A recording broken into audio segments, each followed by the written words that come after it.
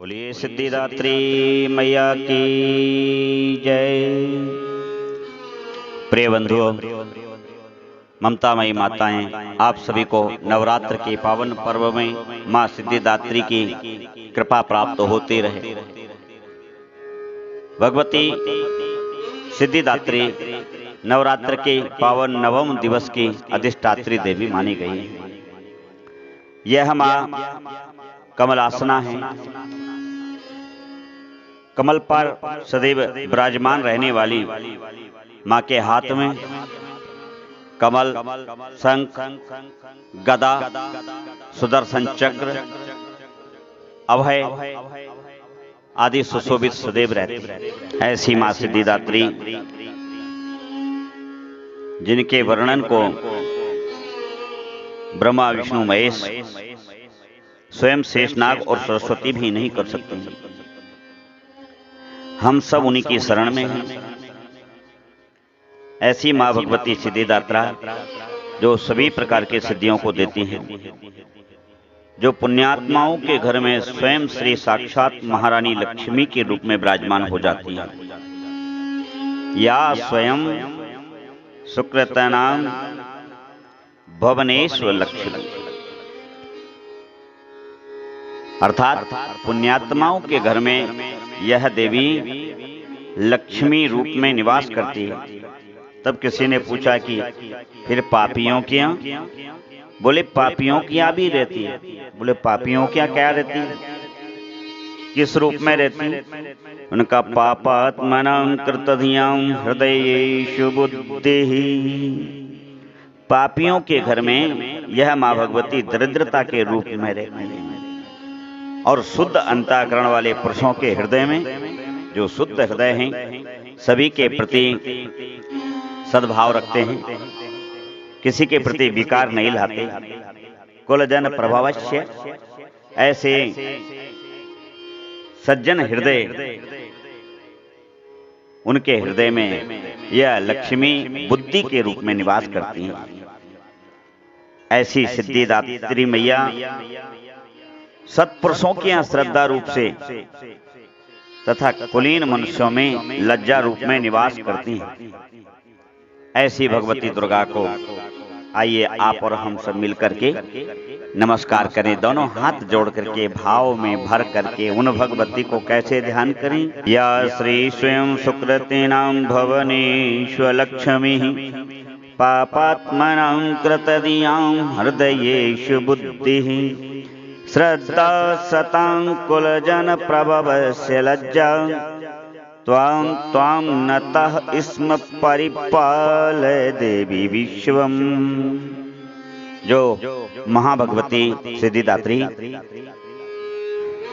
सत्पुरुषों के घर में, साधु पुरुषों के घर में लक्ष्मी के रूप में निवास करती हैं, पापियों के घर में दरिद्रता के रूप में निवास करती हैं, सज्जन हृदयों में बुद्धि बनकर के निवास करती हैं भगवती सिद्धिदात्री। ऐसी भगवती को हम सब मिलकर के नमस्कार करते हैं। बोले सिद्धिदात्री मैया की जय। ऐसी सिद्धिदात्री का पूजन उसी क्रम से करें, पादर्गाचमनी पुनराचमनी, और उसके पश्चात घर में नवमी के दिन हवन जरूर करना चाहिए। यह संपूर्ण सिद्धि है, एक तरह की पूर्णाहुति है। नवरात्र की पूर्णता, तपस्या सिद्धि की पूर्णता, हमारे जीवन में जो जीने की कला है, जो सुख की कला है, जो आरोग्य की कला है, उसकी पूर्णता, यही पूर्णता सिद्धिदात्री है। हवन करें और भगवती से अपने पूर्ण होने की प्रार्थना करें कि हे भगवती, आपकी कृपा से, आप प्रकृति हैं, आपकी कृपा से हमको पूर्ण ब्रह्म परमात्मा से साक्षात्कार, उसमें तदम्यता हो जाने का सौभाग्य प्राप्त होवे। हे भगवती, यह प्राप्ति आप ही करा सकती हैं। ऐसा कहकर के भगवती के चरणों में गिर पड़े। अष्टांग, आठों ही अंगों को भूमि पर गिरा करके भगवती को दंडवत करें। तत्पश्चात भगवती को यदि ज्वारे आदि बोए हैं तो उनका छेदन भेदन करके भगवती को चढ़ावे और संपूर्ण राष्ट्र के लिए, संपूर्ण प्रदेश के लिए, संपूर्ण ग्राम के लिए, संपूर्ण नगर के लिए, अपने पूरे कुटुंब के लिए, अपने पूरे परिवार के लिए और इसके बाद संपूर्ण विश्व के लिए मां भगवती से शांति की प्रार्थना करें कि विश्व में शांति हो, सभी प्रकार के रोगों का शमन हो, दारिद्र्य का शमन हो, लोगों में वैमनस्यता छूट करके प्रेम की गंगा बहे। हे भगवती, यह आप ही कर सकती हैं। किम वर्णयाम तव रूपम अचिंतमेतत् किम चाति वीर्यम सुरक्षय कार्य भूरि किम चाहवे कुचरतानि तवाद्भुतानि सर्वेषु देव सुर देव गणाधिक्य। आपके इन अचिंत रूप का, असुरों के नाश करने वाली उस पराक्रमा शक्ति का और आपके उत्पन्न किए हुए उन चरित्रों को श्रवण करके मोक्ष लाभ का एवं धन धान्य से परिपूर्ण होने का एकमात्र सहारा आप ही हो। हे भगवती, हम परिवार सहित आपको प्रणाम करते हैं। हमें आरोग्य दो, हमारे कष्टों का हरण करो। इसके बाद आरती करके भगवती को विसर्जन करें। जो नित्य पूजन वाले हैं वह अपना नित्य नियम वैसे ही रखें और जो केवल नवरात्र का ही महापर्व करके अनुष्ठान कर रहे हैं उन्हें विसर्जन अवश्य करना चाहिए। लक्ष्मी और गणेश का विसर्जन कभी ना करें। विसर्जन करते समय यही कहें कि लक्ष्मी और गणेश सदैव मेरे घर में निवास करें, सरस्वती मेरे मन बुद्धि में निवास करें, अन्य सभी देवता अपने अपने स्थान को चले जाएं। ऐसी प्रार्थना करने से मां सिद्धिदात्री अवश्य प्रसन्न हो जाती हैं और आपके समस्त मनोरथों को सिद्ध करती हैं। ऐसी सिद्धिदात्रा जो संपूर्ण विश्व के प्रकट करने का, संपूर्ण विश्व का पालन करने का और संपूर्ण विश्व को अपने में ही लय कर लेने का गौरव रखती हैं, उन भगवती सिद्धिदात्रा के श्री चरणार विंद में हम सब कोटि कोटि नमन करते हैं। माता सिद्धिदात्रा अभय देती हैं, अभिमानियों को, अभिमान को गलित करके उसको विनय युक्त वरदान देती हैं। जो निर्धन हैं उनको मां भगवती धन का आश्रय देती हैं। जो निसंतान हैं उनको माता भगवती सिद्धिदात्रा संतति और कुल वृद्धि का वरदान देती हैं। जो रोगी हैं उनको आरोग्यवान बनाती हैं। जिनका पतन हो गया है भगवती उनको हृदय से लगा लेती है। किंतु कब? जब तक आप भगवती की शरणागति में ना चले जाएं।